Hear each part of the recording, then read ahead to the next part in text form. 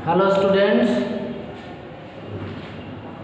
आज की इस क्लास में मैं आपको आधुनिक कार्यालय प्रबंधन एवं कार्यविधि के अंतर्गत एक नए चैप्टर के बारे में जानकारी उपलब्ध कराऊंगा, जिस चैप्टर का नाम है प्लानिंग। किसी भी प्रबंधन को मूर्त रूप देने के लिए प्लानिंग करना बेहद आवश्यक है। तो इसी की संकल्पना को पूरा करने के लिए इस चैप्टर के बारे में आज आपको जानना बेहद आवश्यक है। तो आज का जो टॉपिक है वह है योजना।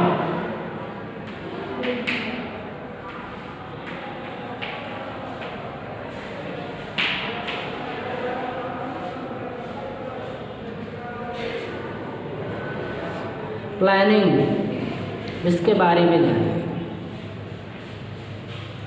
आप सभी प्लानिंग शब्द से पूर्व में भी अवगत होंगे, क्योंकि अगर आपको या आपके घर में होने वाले अगर किसी भी छोटे से फंक्शन की जिम्मेदारी आपको दी जाए, तो सबसे पहले आप लोग क्या करते हैं, उसकी एक योजना बनाते हैं कि इसको किस तरीके से आप अंतिम चरण तक लेकर के जाएंगे, किस तरीके से आप इस पूरे कार्यक्रम को सफल बनाएंगे। उसके बारे में एक योजना बनाते हैं, प्लान तैयार करते हैं, है ना। कौन क्या क्या काम करेगा, कौन क्या देखेगा, कौन क्या लाएगा, कौन क्या बनाएगा, ठीक है, कौन मैनेजमेंट देखेगा, सारी चीज़ों पर इसमें विचार विमर्श किया जाता है, मंथन किया जाता है। तत्पश्चात वो कार्यक्रम आपका सफल होता है। लेकिन यदि प्लानिंग के दौरान कहीं पर भी हमसे चूक हो जाती है, तो आपका जो कार्यक्रम है वो सफल होने में विघ्न उत्पन्न हो जाती है। तो किसी कार्य को यदि आप सफलतापूर्वक संपन्न करना चाहते हैं, उसको और उत्कृष्ट रूप देना चाहते हैं, तो प्लानिंग करना बेहद आवश्यक है। तो यहाँ पर आज हम पढ़ने वाले हैं प्लानिंग के बारे में, और आप सभी समझते हैं कि ये जो टॉपिक संबंधित है ये हमारे कोई छोटे मोटे कार्यक्रम का पार्ट नहीं होता है। यहाँ हम बिजनेस पर्पज से जो भी सीखते हैं उसका एक उद्देश्य होता है व्यापार, ठीक है। क्योंकि छोटे मोटे कार्यक्रम तो हम बड़े हिसाब से मैनेज कर लेते हैं, लेकिन जब आपको एक व्यापारिक पटल पर कुछ करना होता है, जिसका मुख्य उद्देश्य होता है केवल लाभ कमाना, ठीक है, वहाँ पर बहुत ज़्यादा मैटर करता है प्लानिंग, बहुत ज़्यादा मैटर करता है प्लानिंग। क्योंकि अगर आप प्लानिंग में फेल हो गए तो जो आपकी प्रतिद्वंदी कंपनी है वो सक्सेस हो जाएगी, वो सफल हो जाएगी। वो तो चाहती है कि आप किसी तरीके से गलती करें जिससे कि आपके जो कस्टमर्स हैं उसके पास चले। मार्केट में आप देखते हैं कि बहुत ज़्यादा कंपटीशन है, इतने ज़्यादा कंपटीटर है कि बहुत कुछ ध्यान में रखना पड़ता है, बहुत ज़्यादा विचार विमर्श करना पड़ता है, बहुत ज़्यादा सोच समझ करके अपनी रणनीति बनानी होती है। तो आज हम उन्हीं पहलुओं पर चर्चा करने वाले हैं। तो सबसे पहले ये जो शब्द है योजना, इसके बारे में आपको पता होना चाहिए। तो योजना शब्द जो है, इससे अभिप्राय है कि उपलब्ध विकल्पों में से जितने विकल्प आपके पास में उपलब्ध हैं, उन विकल्पों में से उस उपयुक्त विकल्प का चुनाव पहले से ही करना कि कार्य को किस प्रकार से, कौन सी श्रृंखला से, कब, कैसे और किसके द्वारा किया जाना है। कब, कैसे और किसके द्वारा किया जाना है, और श्रृंखला क्या होगी, सीरीज क्या होगी, यानी स्टेप क्या होंगे। पहले स्टेप पर नेक्स्ट, फिर नेक्स्ट, फिर नेक्स्ट, ऐसे स्टेप हमारे क्या होंगे। तो हमारे पास में विकल्प तो बहुत सारे होते हैं, लेकिन उसमें से हम किसी उपयुक्त विकल्प का, उपयुक्त से अभिप्राय है कि जो हमारे लिए उपयोगी है ना, जो हमारे लिए उपयोगी है उसका हमको चयन करना पड़ता है कि जिससे हमको फ़ायदा हो। अब उपयुक्त की बात आ गई तो आपको ये कैसे पता चलेगा कि ये उपयुक्त है, ये अनुपयुक्त है, ये उचित नहीं है? उसके लिए भी तो हमको विचार मंथन करना पड़ता है। तो सबसे पहले हम विचार करते हैं कि कौन सा मेथड, कौन सा तरीका हमारे लिए सही होगा। अब ये सब पूरी जो संकल्पना है अकेले हम नहीं करते हैं, ये जो प्लानिंग है ये मैनेजमेंट का एक पार्ट होता है, मैनेजमेंट का एक पार्ट होता है। और मैनेजमेंट में हमने आपको कल बताया था कि जितने भी प्रयास किए जाते हैं वो सभी संगठित प्रयास होते हैं। तो सभी मिलजुल करके प्लानिंग बनाते हैं, टीम बनाई जाती है, ठीक है। वो अपने अपने विचार देते हैं कि सर ये वाला अगर प्रोसीजर फॉलो किया जाए तो हम बढ़िया कर पाएंगे। सभी लोग अपनी अपनी राय बताते हैं, फिर उसमें देखते हैं कि हाँ कौन सा उचित रहेगा। सभी लोग डिस्कशन देते हैं, हाँ सर मेरे में ये कमी हो सकती है इसकी वजह से, तो बेटर किसका है। अगर किसी का बेटर नहीं है तो अब तो सब ने अपना अपना बता दिया, तब एक उपयुक्त प्लानिंग बनाते हैं, उचित प्लानिंग करते हैं और उसमें फिर निर्धारित करते हैं कि हमारे लिए तो ये सही है क्योंकि हमने एक परफेक्ट प्लानिंग कर ली है ना, जिसमें हर पहलू पर ध्यान दिया जाता है, हर चीज़ पर विचार विमर्श किया जाता है कि इसको अपनाने के पश्चात हमें प्रॉफिट कितना तक जाएगा, हमें कहाँ तक इसमें लॉस हो सकता है अगर हुआ तो, ठीक।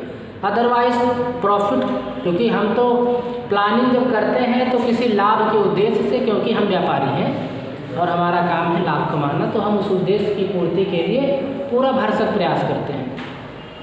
तो जब आपने उपयुक्त विकल्प का चयन कर लिया, उसके पश्चात में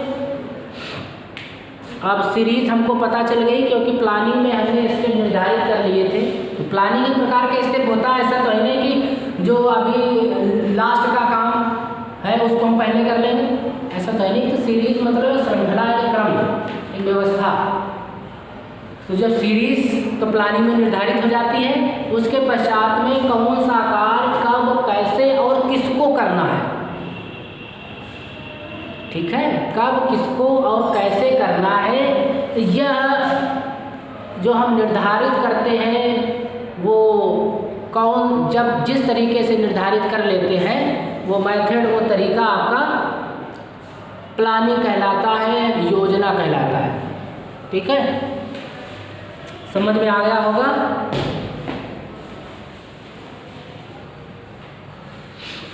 आपको पता है यदि आप उचित तरीके से प्लानिंग करते हैं तो ये जो प्लानिंग होती है, जो योजना है, इससे हमारे कंपनी का भविष्य निर्धारित होता है, इससे हमारी कंपनी का भविष्य निर्धारित होता है और इस योजना के द्वारा ही आगामी कदम उठाए जाते हैं। हमको पता है कि इस बार हमने ये काम किया था जिससे हमको इतना लाभ प्राप्त हुआ है, इतना हमको प्रॉफिट हुआ है, तो आगे हम और भी सावधानी से अगर इस काम को करें तो हमें और लाभ मिल सकता है और भी हमें फ़ायदा हो सकता है। यदि सही समय पर उपयुक्त योजना बनाकर उसका क्रियान्वयन किया जाएगा तो संगठन के स्तर को बनाने में सरलता रहेगी। तो संगठन का जो आपका स्तर है, जैसे अभी नई कंपनी है तो अब आपने प्लानिंग बढ़िया कर ली है तो हमेशा तो नहीं रहेगी, है ना, उसका लेवल बढ़ेगा, उसका लेवल फिर नेक्स्ट टाइम पर और बढ़ेगा। तो प्लानिंग का जो है वो बहुत ज़्यादा रोल होता है हमारी कंपनी में, क्योंकि अगर कोई काम हम प्लानिंग के मुताबिक नहीं करते हैं तो हम अपने उद्देश्य में, अपने लक्ष्य में पीछे रह जाते हैं, जो कि हम चाहते नहीं हैं कि हम अपने उद्देश्य में, अपने लक्ष्य में पीछे रह जाएं। इसलिए प्रत्येक कार्य के लिए हम कार्य योजना पहले से ही बना करके रखते हैं, ठीक है। अब इसके उद्देश्य क्या है, योजना निर्माण का क्या उद्देश्य है, क्यों हम बनाते हैं प्लानिंग। तो जैसा कि हम सभी जानते हैं कि किसी संगठन के एकल क्रियान्वयन हेतु एक अच्छी योजना की आवश्यकता होती है, एक अच्छी योजना की आवश्यकता होती है। तो जब तक अच्छी योजना आपके पास में नहीं होगी, आप एक अच्छा मैनेजमेंट का निर्धारण भी नहीं कर सकते हैं। तो एक योजना ही उस उपक्रम के भविष्य को निर्धारित करती है। उपक्रम समझ रहे हैं आप? उपक्रम का मतलब वो संगठन, वो संस्था, वो कंपनी, उसको उपक्रम भी कहते हैं।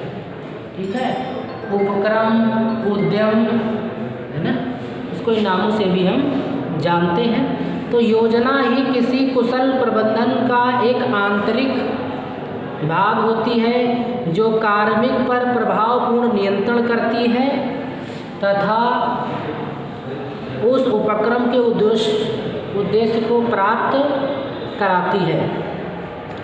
तो योजना के बारे में क्या क्या बातें बताई गई कि अगर आपके यहाँ पर प्लानिंग है, अच्छी तरीके से संचालित की जा रही है, तो यह जो मैनेजमेंट है, मैनेजमेंट को मजबूत करते हैं। पहला उद्देश्य है कि मैनेजमेंट को सफल बनाने में भूमिका अदा करती है। नेक्स्ट है इसका कि जितने कार्मिक हैं अर्थात जो कर्मचारी हैं उन पर यह नियंत्रण करती है, क्योंकि प्लानिंग में तो पहले से फिक्स होगा कि कौन किस तरीके से काम करेगा और कौन किसके अंडर में काम करेगा। ये सब पूरी प्लानिंग रहती है। ऐसा नहीं कि जो जिसको मिला वो काम अपना करने लग गया, ऐसा नहीं है। तो इससे क्या होता है कि जो कार्मिक होते हैं उन पर एक नियंत्रण स्थापित होता है, और इसी से अगर सब कुछ आपका कंट्रोल में है तो फिर जाहिर सी बात है हमसे कोई इसका मतलब है कि कोई फॉल्ट नहीं हुआ, कोई कमी नहीं हुई, तो हम अपने उद्देश्य को प्राप्त कर लेते हैं शीघ्रता से।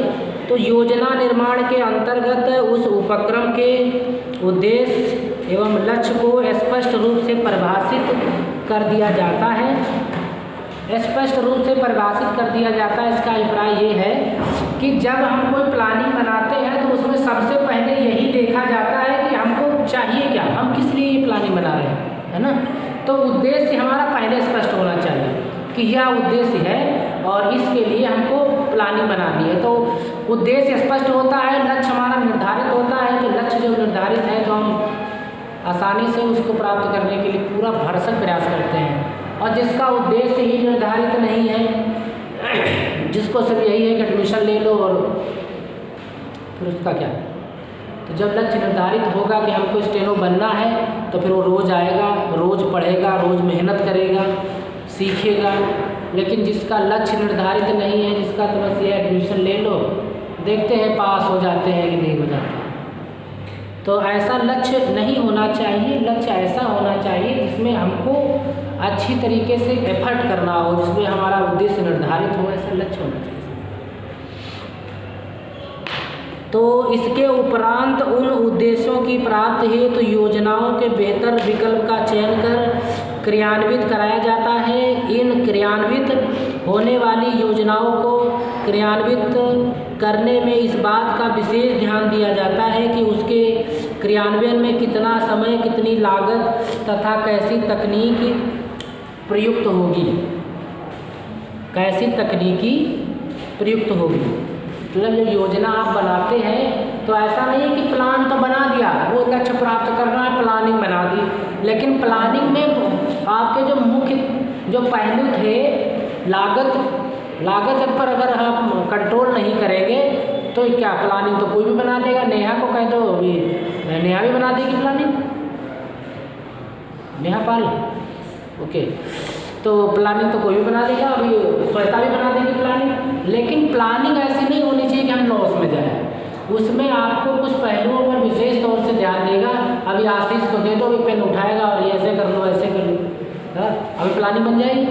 लेकिन प्लानिंग तो ऐसी कंपनी के लिए होनी चाहिए जिसमें कि लागत कम हो लेकिन क्वालिटी अच्छी हो, आउटपुट अच्छा हो। तो आपको ये सब ध्यान देना है विशेष तौर से, तभी आप अच्छी तरीके से अपनी कंपनी के लिए प्लानिंग बना पाएंगे। तो पहला तो आपको समय का ध्यान देना है। ऐसा नहीं कि वो किए जा रहे हैं, समय का कोई अनुमान ही नहीं है इतना कब आएगा। आपसे पूछा जा रहा है ये कब तक हो जाएगा, कि सर बस कर रहा हूँ मैं, बस यही जवाब है, बस कर रहा हूँ। समय का पता ही नहीं चल रहा है, समय का कोई आकलन ही आपने नहीं किया, किस हिसाब से आप करेंगे, है ना। कितनी लागत लगेगी और कौन से टेक्निक आप इस्तेमाल करने वाले हैं, टेक्निक मतलब मशीनीकरण, आदमी क्या आप लेंगे, किस कार्य के लिए कहाँ पर कितने आदमी की ज़रूरत है, हाँ? कौन सी टैक्टिक आप इस्तेमाल करेंगे, अगर आपको ये सब पता ही नहीं है तो कैसे प्लानिंग है? तो प्लानिंग के अंतर्गत इन बातों का हम विशेष तौर से ध्यान रखते हैं कि समय कितना लगेगा, लागत कितनी लगेगी और कौन सी हम तकनीकी का इस्तेमाल करने वाले हैं, ये सब हम विशेष तौर से ध्यान देते हैं। तभी हम अपने लक्ष्य को सही समय से प्राप्त कर सकते हैं। फिर योजना निर्माण की महत्वपूर्ण गतिविधियां कौन कौन सी हैं, उन गतिविधियों के बारे में चर्चा करते हैं कि एक्टिविटीज़ कौन कौन सी हैं। एक्टिविटीज़ पर थोड़ा सा विचार करेंगे। पहला है कि योजना निर्माण में संगठन के उद्देश्यों का स्पष्ट वर्णन होता है ना। उसमें जो हमारे संगठन का उद्देश्य है कि संगठन किस लिए, हाँ, किस लिए ओपन किया गया है, उसका जो उद्देश्य होता है वो स्पष्ट हो जाता है प्लानिंग में कि हम ये चाहते हैं। क्योंकि प्लानिंग जब निर्धारित की जाती है तो बिना उद्देश्य के प्लानिंग आप नहीं बना सकते, क्योंकि प्लानिंग में समय भी तो देखना होगा। आपने देख लिया मैं हवाई जहाज़ बनाएंगे, एरोप्लेन आप निर्माण करोगे, मैन्युफैक्चरर हो, उद्देश्य आपका एरोप्लेन का है और आइटम आपके पास कुछ है ही नहीं, टायर तक नहीं है उसके, मैकेनिक तक नहीं है, तो कितना समय लगेगा, है ना। तो सब चीज़ों का आपको ध्यान देना पड़ता है। तो जब हमारे पास उद्देश्य फिक्स होता है तो हम लागत पर ध्यान देते हैं सबसे पहले। लागत, क्योंकि बिना लागत के ना तो कहीं कर्मचारी मिलेंगे ना ही कहीं पुर्जे मिलेंगे। तो उद्देश्य स्पष्ट हो, उसके पश्चात में देखते हैं कि लागत की तरफ, लागत पर्याप्त जब हो जाती है अनुमान के अनुसार तो फिर हम ध्यान देते हैं समय की तरफ, ये कितने दिन में बन जाएगा। जब आपने बनाना स्टार्ट किया, आपने टेंडर अप्लाई कर दिया कि हम पेपरों में दे दिया कि हम एरोप्लेन बनाते हैं, खरीदने वाले हमसे खरीद सकते हैं, पता चला ऑर्डर आ गया कि मुझे 4 एरोप्लेन चाहिए, हाँ? अब वो पूछ रहे कि जी कितने दिन में डिलीवरी हो जाएगी, आपको समय का ही नहीं पता। सर वो हमारे मैकेनिक मिस्त्री लगे हुए हैं और सर बन रहा है, बनते ही दे देंगे। तो मतलब पहले से ही एक टाइमिंग फिक्स होनी चाहिए कि हाँ एक एरोप्लेन हम इतने दिन में बना देंगे और आप बताइए सर आप कितने दिन में आपको चाहिए। उन्होंने कहा एक एरोप्लेन में जितना टाइम लगता है उतने में 10 एरोप्लेन दे दो हमें। एक एरोप्लेन में 1 महीना लग रहा था, उन्होंने कहा 1 महीने में 10 दे दो हमें। बोले ठीक है। तो उन्होंने क्या किया, अपनी मैन पावर बढ़ा दी, आदमी बढ़ा दिया। ठीक है तो इतना टीम एक बनाएगी, इतना टीम एक बनाएगी, ये एक बनाएगी। या उन्होंने एक सर्कुलेशन सिस्टम कर दिया कि जो पहले स्ट्रक्चर बनाते थे वो 10, जो मैकेनिक है वो पहले 10 के 10 स्ट्रक्चर बना देंगे उसका, जिसके जो नीचे का जो शेप होता है, और उसके पश्चात में फिर जो ऊपर वाले जो अन्य काम होते हैं मतलब काम उनके बांट दिए। पहले तुम ये बनाओ, वो टीम ये करने लग जाएगी, तब तक आप दूसरा, मतलब सबको बिजी कर दिया एक साथ। तो धीरे धीरे धीरे धीरे 10 एक साथ तैयार हो जाएंगे। जैसे उनका एक पैनल नहीं नीचे का बनेगा तब तक वो सभी लोग जुट करके उसको तैयार कर देंगे आगे का, है ना। तो आप फिर जब मैन पावर आप बढ़ा देंगे तो आपका काम हो जाएगा। तो उद्देश्य क्या था हमारा इसमें कि 10 एरोप्लेन एक ही माह में बनाने हैं। तो जब उद्देश्य स्पष्ट हो जाता है तो फिर प्लानिंग हम उसी हिसाब से करने लग जाते हैं और फिर आउटपुट हमारा सार्थक आ जाता है। नहीं तो हाँ सर दे देंगे, कर्मचारी है नहीं, प्लानिंग कोई है नहीं, वो उनसे कह रहा जी ये कर लिया क्या, हाँ सर लगा हूँ सर, हो रहा है। उसको भी नहीं पता कितनी देर में होगा और वो कर भी रहा, वो सही काम कर रहा है, वो पता नहीं क्या कर रहा है, कि जो बना हुआ उसको बिगाड़ रहा है। तो आपकी प्लानिंग जो है वो स्पष्ट तरीके की होनी चाहिए। और सबसे पहली बात हम बार बार रिपीट कर रहे हैं कि प्लानिंग में सबसे पहले आपका उद्देश्य स्पष्ट होना चाहिए कि आप करना क्या चाहते हैं, तभी आप प्लानिंग कर पाओगे। अपनी ही बात ले लेते हैं, आप सभी को पढ़ना है तो उद्देश्य आपका क्या है। उद्देश्य आपका ये है कि एनुअल एग्ज़ाम में 85 एबव मार्क्स लाने हैं। ठीक, अब आप देख रहे हो कि अभी हमने कितना कितना पढ़ लिया, तो 2 टॉपिक पढ़े हैं अभी, तो ज़्यादा तो हमने पढ़ा ही नहीं। एग्ज़ाम आने वाले हैं 1 महीने में, है ना, 1 महीने में लगभग एग्ज़ाम हो सकते हैं। तो आपने अब अपना टाइम टेबल अर्थात अपनी प्लानिंग बनाना स्टार्ट कर दिया कि अब एक सब्जेक्ट को 2 घंटे का समय देंगे। 5 सब्जेक्ट थे, 2 पंचे 10 घंटे हो गए हमारे। 10 घंटे में हमको सारी पढ़ाई अपनी पढ़नी है, लेकिन अब एक साथ हम 10 घंटे पढ़ नहीं सकते ना। फिर हमने देखा कि ऐसा करते हैं कि 2 घंटे अभी पढ़ लेते हैं, मॉर्निंग में पढ़ लेंगे 4 बजे से 6 बजे तक, फिर अपने अन्य काम अपना कर लेंगे। कॉलेज जाना है तो कॉलेज चले जाएंगे, कॉलेज में समय निकालेंगे, जैसे लंच वंच का टाइम होगा, जो 1 आध घंटा समय मिलता है, तो ऐसा जल्दी फटाफट लंच करके जो आधे घंटे वहाँ पर अपना ये वाला काम पूरा कर लेंगे। फिर शाम को 5 से 7 2 घंटे इधर पढ़ लेंगे, है ना, और फिर बाकी समय हम अपना रात में मैनेज करेंगे, जिससे कि तभी हमारा ये सिलेबस जो है ये अच्छी तरीके से हमें 1 महीने के अंतर्गत हो पाएगा। और आपने ये भी सोचा कि 1 महीने में सिर्फ हमको एक ही बार पूरा नहीं पढ़ना है, ऐसा करना है कि 1 महीने में 2 बार पढ़ जाए, यानी 15 दिन में पूरा हमको कवर करना है कोर्स, और 15 दिन के बाद फिर हमें, या आप ऐसा कर लो 20 दिन में कोर्स कवर करना है, फिर 10 दिन में फिर से उसका रिवीजन करना है, और फिर जिस दिन एग्ज़ाम होगा उस दिन से फिर से ओवरऑल वो बुक पूरी पढ़नी है ना, मतलब मोटा मोटा पढ़ लेना है इसे।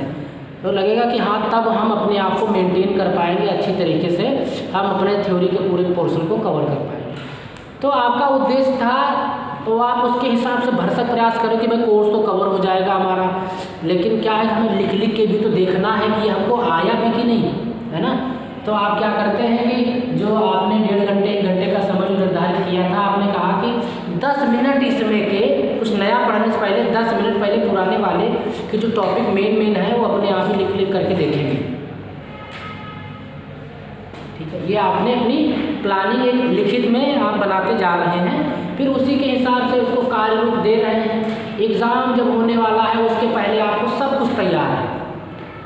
आपने अपनी राइटिंग पर भी विशेष तौर से ध्यान दे लिया, आपने ये भी ध्यान दिया कि हमको लिखना किस कला से है, black, blue, highlighter, scale, sketch, किन का इस्तेमाल करना है, लाइनिंग कहाँ खींचनी है, और इन सब पर जब आप ध्यान दे लोगे, स्पष्ट लिखोगे, राइटिंग भले ही आपकी बहुत ही अट्रैक्टिव नहीं है लेकिन साफ़ सुथरी है, आपने उस पर थोड़ा सा और फोकस कर लिया, फिर तो मार्क्स आपके अच्छे हो जाएंगे। फिर आपने यह भी अनुमान लगा लिया कि जो क्वेश्चंस की जो आंसरिंग करनी है वो मार्क्स के अनुसार कितनी होनी चाहिए, मार्क्स के अनुसार कितनी होनी चाहिए, उस पर भी आपने विचार विमर्श कर लिया, विचार मंथन कर लिया। फिर क्या था, सारी प्रॉब्लम तो आपने सॉल्व कर ली, फिर तो मार्क्स आपके अच्छे आने हैं, है ना।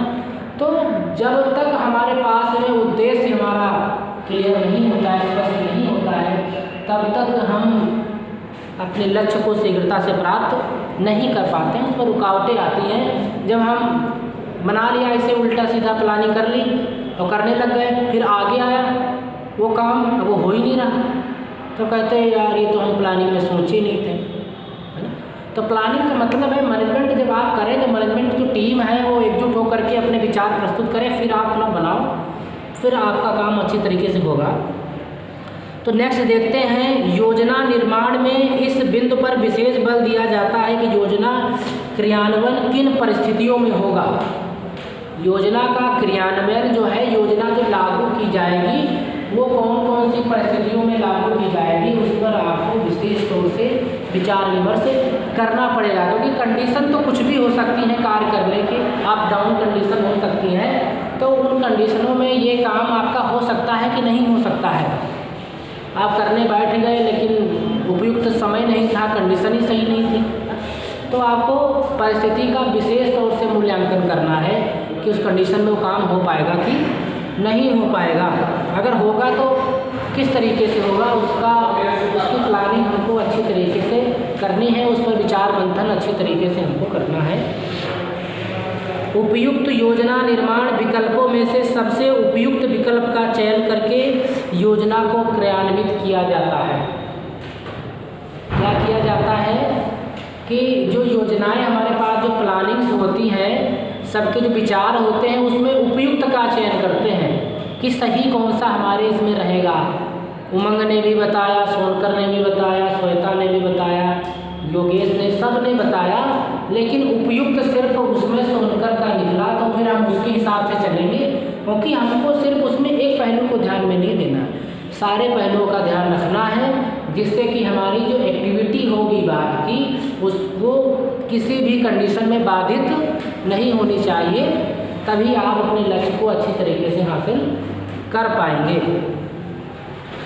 तो उपयुक्त का चयन आपको करना है। तो जब भी आप कोई चीज़ कभी प्लानिंग बनाएं तो कम से कम 3-4 तरीके से आप उसको प्लान करें, है ना।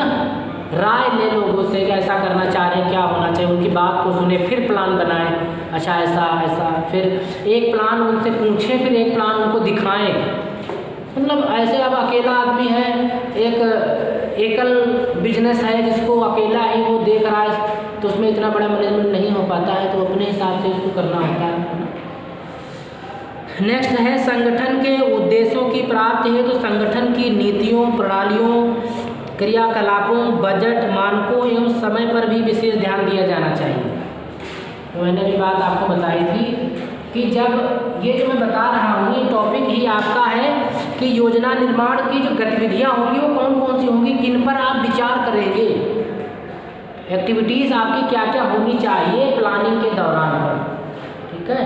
तो कंडीशन का ध्यान रखते हैं कि ये कार्य हमारा उस कंडीशन में हो पाएगा कि नहीं हो पाएगा, और उपयुक्त कई विकल्पों में से हमें उपयुक्त का चयन करना होगा प्लानिंग बनाते समय। फिर हमें अपनी जो संगठन की जो पॉलिसीज़ हैं, जो सिस्टम्स हैं, उनके कार्य करने के जो सिस्टम है, क्रियाकलाप जो है, बजट क्या है, उसका स्टैंडर्ड क्या है, समय कैसा लगेगा, कितना लगना चाहिए, इन सब बातों पर हमें विचार विमर्श उस पर करना है।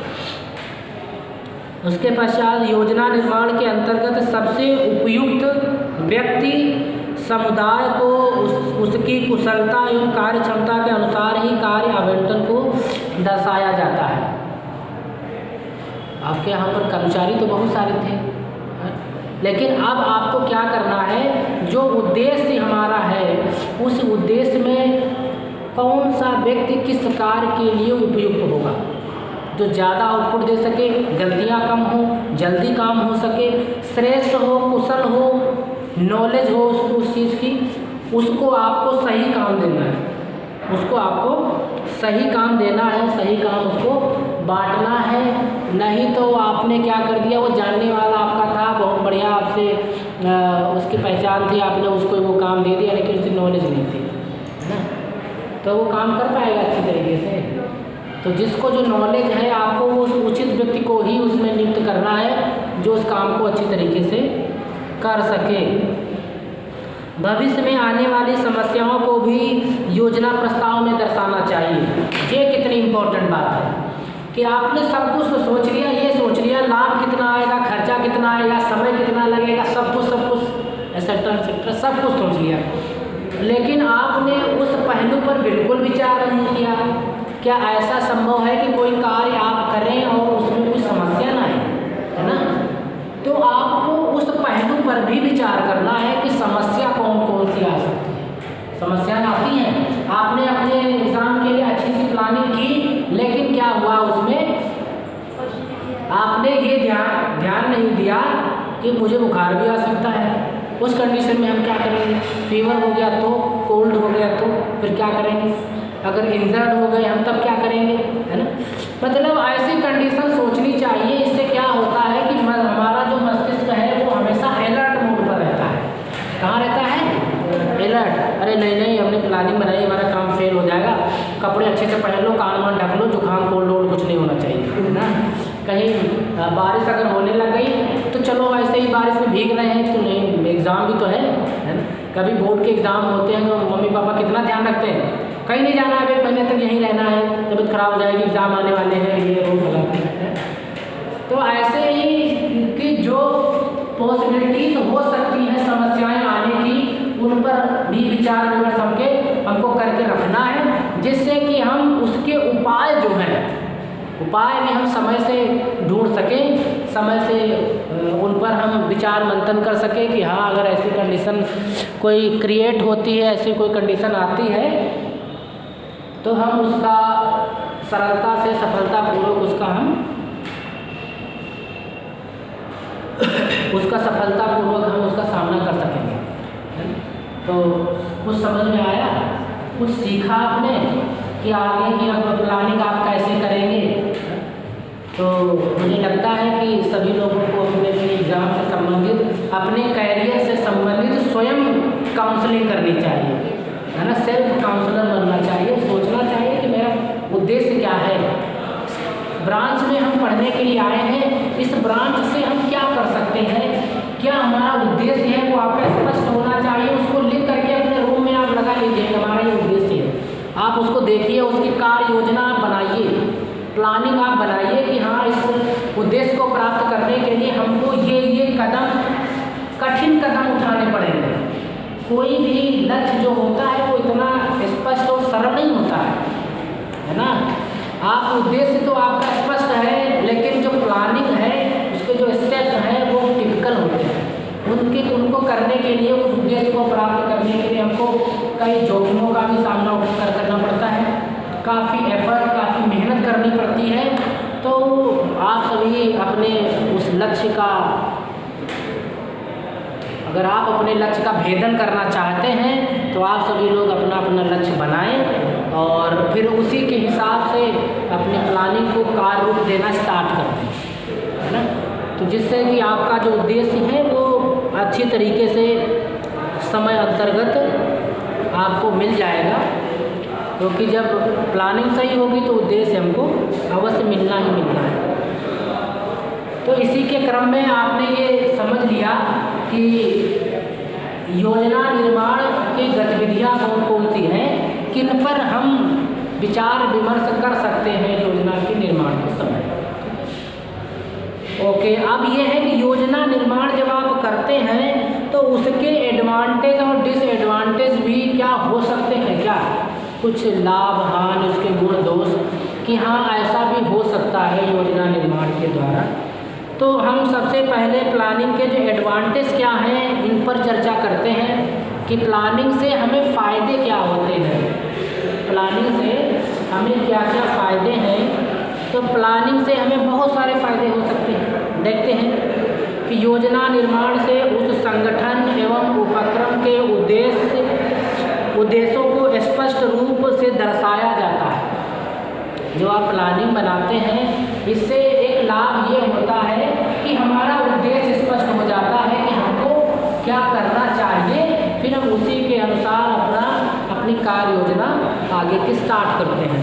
तो लाभ यही है कि जब से ही आप कोई प्लानिंग करते हैं तो हमारा जो उद्देश्य है वो स्पष्ट होता है और मुख्य बिंदुओं पर सूक्ष्म से सूक्ष्म रूप में सहमति दर्शाई जाती है। जब आप कार्य योजना का निर्माण करते हैं तो आपकी जो मैनेजमेंट टीम है वो क्या करती है, हर पहलू पर विचार करती है, सूक्ष्म से सूक्ष्म बिंदु पर विचार किया जाता है प्लानिंग बनाते समय। मतलब छोटी से छोटी बात, सूक्ष्म और छोटी से छोटी बात पर मंथन किया जाता है कि ये काम किस तरीके से होगा, ये नहीं हो पाया तो फिर हम क्या करेंगे, इस कार्य को कौन अनुभवी व्यक्ति करेगा, है ना। उस छोटी से छोटी बात पर हम इसमें विचार करते हैं। वैसे तो आप शायद आपको कभी मौका ना मिले, लेकिन जब आप प्लानिंग करते हैं तो आप अपनी टीम के साथ बैठ करके उस पर, उसके हर पहलू पर मंथन करने का प्रयास करते हैं, विचार करते हैं। क्लियर है। संगठन में कार्यरत कार्मिकों के उत्तरदायित्वों को स्पष्ट रूप से दर्शाया जाता है। प्लानिंग में यह स्पष्ट कर दिया जाता है कि कौन सा व्यक्ति क्या कार्य करेगा, अर्थात उसका उत्तरदायित्व क्या होगा। आपका उत्तरदायित्व है अकाउंटेंट, आप अकाउंटेंट हो, आपका उत्तरदायित्व अकाउंटेंट का कार्य करना है। तो आपका अगर कहीं पर कोई फॉल्ट आती है तो आपकी ही जवाबदेही होगी कि ऐसा क्यों हुआ, ऐसा क्यों डिले हुआ, उसका कारण स्पष्ट कीजिए। तो क्योंकि अब उसमें हर पर्सन का अपना कार्य अलग अलग होता है, सबके दायित्व अपने अलग अलग होते हैं, तो ये लाभ हमको कार्य योजना से मिलता है। ये इसका प्लानिंग का एक गुण है कि इसमें सभी के कार्य निश्चित होते हैं और सभी को अपने कार्य के हिसाब से, अपने दायित्व के हिसाब से उनका निर्वहन करना होता है। क्योंकि अगर सभी के कार्य इसमें स्पष्ट नहीं किए जाते हैं तो कौन फिर क्या काम करेगा? क्योंकि सबको कार्य दे दिए जाते हैं, वो अपना आकर के अपना लगा है, उसका काम पिछड़ रहा है तो कहता मैं 2 घंटे मैं अपना काम पूरा करके जाऊँगा, हमारा काम हो नहीं पाएगा, है ना। तो वो अपना समय से काम पूरा करने का प्रयास करता है। उत्तरदायित्व का मतलब है जिम्मेदारी, वो जिम्मेदार होगा उस चीज़ का, रिस्पॉन्सिबिलिटी होगी उसकी। तो ये कैसे संभव है? ये योजना निर्माण से ही संभव है। उसके पश्चात में योजना क्रियान्वयन की विधि को स्पष्ट रूप से दर्शाया जाता है। विधि का मतलब मेथड से है कि अगर हमारा उद्देश्य है किसी लक्ष्य को प्राप्त करना, हमारा उद्देश्य है, तो इसको हम कैसे कैसे करेंगे, उसके स्टेप होंगे, कदम होंगे कि पहले ये काम करेंगे, फिर ये काम करेंगे, फिर यहाँ पहुँचेंगे, फिर इनका सहयोग लेंगे, फिर ये राय देंगे, फिर ये काम किया जाएगा, फिर 4 टीम और अमेरिका से आएंगी, फिर वो हमको अच्छी तरीके से गाइड करेंगे, फिर हम अपने लक्ष्य को प्राप्त करेंगे। मतलब जो एक प्रोसीजर होगा, उस प्रोसीजर को हमको स्टेप बाय स्टेप हमको फॉलो करना है, चलाना है, उसी हिसाब से चलना है, तभी हम अपने लक्ष्य तक पहुँच पाएंगे।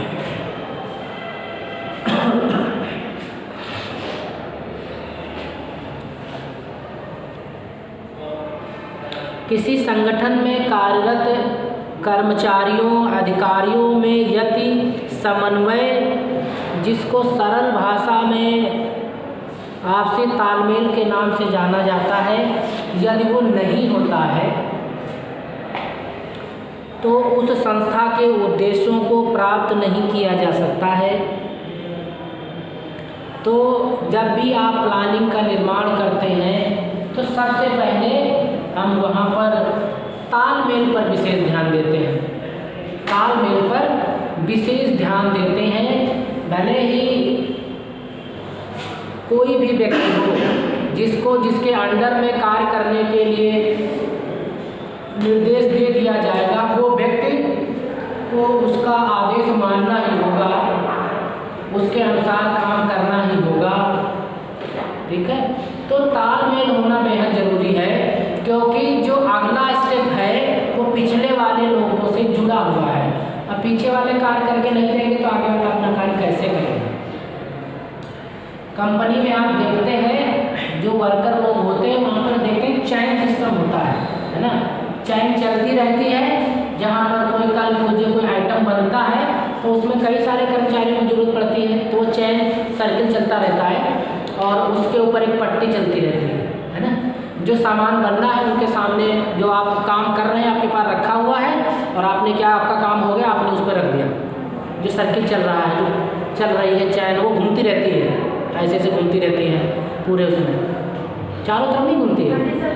जैसे ये टेबल लगी हुई है तो टेबल के बीच में एक दीवार ऐसी पट्टी टाइप की है, तो वो ऐसे घूमेगी, फिर उधर जाएगी, कर्मचारी इधर भी बैठे उधर भी बैठे हैं, काम करने वाले जो है ऐसे चलेगी, फिर उधर जाएगी, फिर उधर से इधर बढ़ेगी। समझ में आ रहा? तो जिसका जो कार्य होता है अपना कर रहा है, उसका काम हो गया, उसने उस पर रख दिया, टांग दिया, टांगने की व्यवस्था होती है उसमें, लटका दिया। तो जैसे ही वो आगे वाला जाएगा, आगे वाले पास वो जाएगा, वो वहाँ से उतार लेगा, अब वो अपने पास रख लेगा और करना अपना उसमें आगे का काम, जब उसका हो जाएगा वो उसमें रख देगा। ऐसे ही चलता, लास्ट में देखता है जब सब ओके हो जाता है, लास्ट वाला वहाँ पर बैठा है, वो उठा करके वहाँ से निकाल लेता है, उसमें से उठा करके अपने बॉक्स में रखता है। चेकर उसको चेक करता है इसमें क्या प्रॉब्लम है, और उसको छाँट करके अलग करता जाता है, इसमें दिक्कत है, ये फॉल्ट है इसमें, है ना। तो अगर तालमेल ना हो, पीछे वाला बैठा ही है तो आगे वाला क्या करेगा, वो तो उस पर वैसे बैठ जाएगा, है ना, क्योंकि जब तक वो उधर से मिलेगा ही नहीं तब तक वो आगे वाला काम करेगा। समझ में आएगी नहीं? तो तालमेल बिठाना, तालमेल होना बेहद ज़रूरी है। जब तक आपके कार्य में किसी प्रकार का कोई तालमेल नहीं होगा तो आप उस कार्य को अच्छी तरीके से क्रियान्वित ही नहीं कर पाएंगे। समझ में आ रहा है आप लोगों को? किसी प्रकार की कोई संशय? अच्छा, तो चलो ठीक है, हमने आपको थोड़ा बहुत पढ़ाया, लेकिन आप ये बताओ आपको क्या समझ में आया? पूछ लेते हैं कि समझ में आता भी है कि नहीं, कि आप बैठे बस सर हिलाते रहते हो, यस सर, ओके सर, समझ में आ रहा है। तो आप खड़े हो मिस्टर दिलीप। योजना शब्द जो है, योजना, उसका क्या अभिप्राय है, क्या मीनिंग है? योजना शब्द का यह अभिप्राय सर, किसी भी लागू से पहले, कार्य करने से पहले उसके बारे में प्लानिंग की जाती है। लागू करते समय समय, लागत और समय, लागत और किसके द्वारा कराना है पूरा पहले तय कर दिया जाता है। पहले से ही एक रूपरेखा बना ली जाती है और इसमें उद्देश्य स्पष्ट होता है। उद्देश्य हमारा पहले क्लियर होता है कि क्या करना है, और सबसे उससे पहले उसके बारे में आप बताइए नेहा। प्लानिंग से आपका क्या अभिप्राय है? सर जैसे हम कुछ भी कार्य करते हैं उसकी हम प्लानिंग करेंगे, हमें सर पहले तो हमें समय का ध्यान रखना चाहिए कि हमारा ज़्यादा समय नहीं होना चाहिए, काम के अनुसार पूरा समय होना चाहिए, और सर उसमें कितनी लागत लगी है, सर कितना मतलब जिससे हमें बेनिफिट हो, सर जितना लाभ हो सर उतनी लागत लगानी चाहिए, एक्स्ट्रा लगानी चाहिए, और सर क्या क्या मशीनी उपकरण उसमें यूज होएंगे,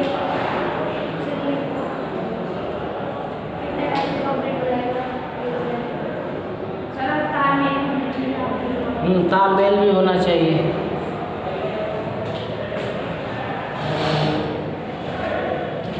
हाँ, प्लानिंग से आपका क्या तात्पर्य है? किसी कार्य को करने से पहले उसे विधिवत, उसके बारे में विधिवत तरीके से जानकारी लेनी चाहिए। अच्छा, ऐसे करना है। ओके, इसमें समय चाहिए, उपकरण चाहिए, जानकारी ले ली आपने। प्लानिंग बनाने से पहले जितने प्लान आपके पास में है, जो आपकी मैनेजमेंट टीम ने आपको प्रस्तुत किया है, उसमें से आपको पहले किसी उपयुक्त का चुनाव करना होगा। उपयुक्त का चुनाव करने से पश्चात में फिर आपको ये ध्यान देना होगा, ये आपका कार्य है ना, कौन सी श्रृंखला से, कौन से सिस्टम से, कौन से स्टेप से पूरा किया जाएगा, और कब होगा, कब स्टार्ट करने वाले हैं, इसके बारे में उल्लेख, कैसे करेंगे, कौन करेगा, इन सब का विवरण आपकी जिसमें दिया जाता है इस प्लान में, उसको ये प्लानिंग कहते हैं, योजना कहते हैं। अच्छा, योजना जब आप निर्धारित करते हैं तो जो इसकी गतिविधियां होती हैं वो कौन कौन सी गतिविधियां हैं, एक्टिविटीज़ कौन कौन सी हैं जिन पहलुओं पर हम चर्चा करते हैं? सबसे पहले तो संगठन का उद्देश्य है वो स्पष्ट होना चाहिए।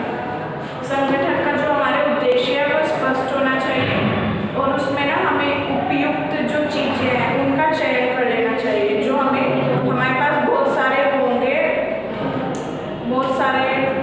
डिसीजंस होंगे, जो उसमें बेस्ट है उसका चयन कर लेना चाहिए। और फिर जो हमारे संगठन की नीतियां हैं और प्रणालियां हैं और क्रियाकलाप, बजट, उस पर भी विशेष ध्यान देना चाहिए। और हमें पहले से ये भी सोच लेना चाहिए कि जब हम जो ये प्लान कर रहे हैं इसके बीच में कौन कौन से डिस्टर्बेंस आ सकते हैं, उन पर भी हमें ध्यान देना चाहिए। डिस्टर्बेंस पर विशेष तौर से ध्यान देना चाहिए, नहीं तो काम आपका खराब हो जाएगा। ओके, बैठो बैठो बैठो बैठो। अब कुमारी श्वेता, योजना के निर्माण से क्या लाभ है? क्योंकि हमने बताया था कोई भी काम करने से पहले हम लाभ हानि गुण दोषों पर चर्चा जरूर करते हैं कि हम ये जो कार्य पूरा कर रहे हैं इससे कुछ हमें फ़ायदा भी होगा कि हम समय में अपना टाइम वेस्ट कर रहे हैं। तो प्लानिंग से क्या लाभ है?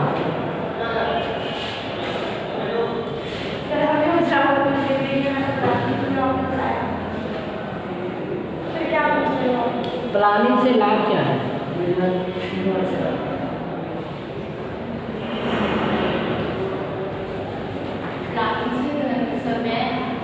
समय की बचत होती है। प्लानिंग को हमें अपने दृष्टि के रूप में करना चाहिए। योजना होगी, योजना प्लानिंग और योजना दोनों एक ही बातें होती हैं। निश्चित उद्देश्य होता है।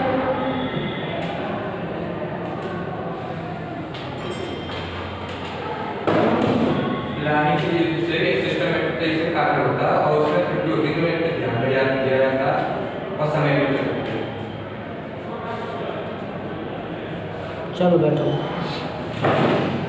तो आज का जो टॉपिक था हमारा प्लानिंग, उसकी गतिविधियाँ, प्लानिंग के जो उद्देश्य क्या हैं, किन उद्देश्यों के लिए हम प्लानिंग का निर्धारण करते हैं, इसके गुण क्या हैं, इस टॉपिक पर आज हमने चर्चा की है। सभी को समझ में आया होगा। एक बार आप लोग इसके नोट्स बनाएंगे थोड़ा सा समरी टाइप का, फिर थोड़ा सा अगर किसी को कोई डाउट होगा तो फिर से बताइएगा, फिर से आपको समझा देंगे। तो आज की इस क्लास को यहीं पर वाइंड अप करते हैं। नेक्स्ट क्लास में फिर उपस्थित होकर के आपको पढ़ाने का प्रयास करते हैं। तो तब तक अपना ध्यान रखें, पढ़ाई में अपना मन लगाएं। Take care.